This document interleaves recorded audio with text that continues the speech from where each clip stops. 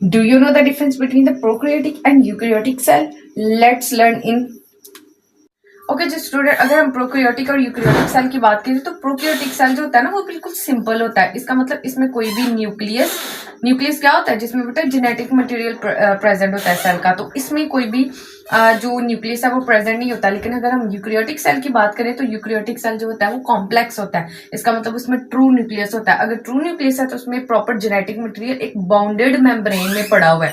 तो हम कह सकते हैं अगर बाउंडेड मेम्ब्रेन है तो उसमें ऑर्गेनेलिज भी प्रेजेंट है। जो कि सिंपल सेल है उसमें कोई भी ऑर्गेनेली प्रेजेंट नहीं होती। इसमें हम एग्जांपल लेते हैं बेटा बैक्टीरिया की। बैक्टीरिया में क्या होता है, बैक्टीरिया में उसका जो साइटोप्लाज्म होता है, उसका जो जेनेटिक मटेरियल लाइक डीएनए होता है वो फ्रीली फ्लोट कर रहा होता है बैक्टीरिया में, ठीक है।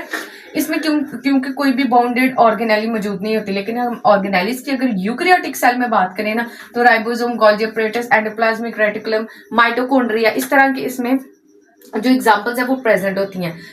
अब अगर हम प्रोकैरियोटिक में किसकी एग्जांपल लिया हमने, बैक्टीरिया का, जबकि यूकैरियोटिक सेल की बात करें तो इसमें प्लांट्स भी आ जाते हैं, एनिमल्स भी आ जाते हैं। बेटा प्रो का मतलब होता है प्राइमरी, ट्रू मतलब प्राइमरी जो सेल न्यूक्लियस के डिस्कवर होने से पहले डिस्कवर हो गया था, और करियोन का मतलब होता है न्यूक्लियस। जबकि अगर हम यू की बात करें ना तो यू का मतलब होता है करेक्ट, वाजिया तौर पे एक चीज का प्रेजेंट होना। तो कैरियोटिक करियोन से निकला है जिसका मतलब है न्यूक्लियस। तो इसका मतलब इसमें करेक्ट वाजिया तौर पे न्यूक्लियस प्रेजेंट होता है और इसमें न्यूक्लियस प्रेजेंट नहीं होता। आई होप आप लोगों को समझ आया होगा। Subscribe for more science short.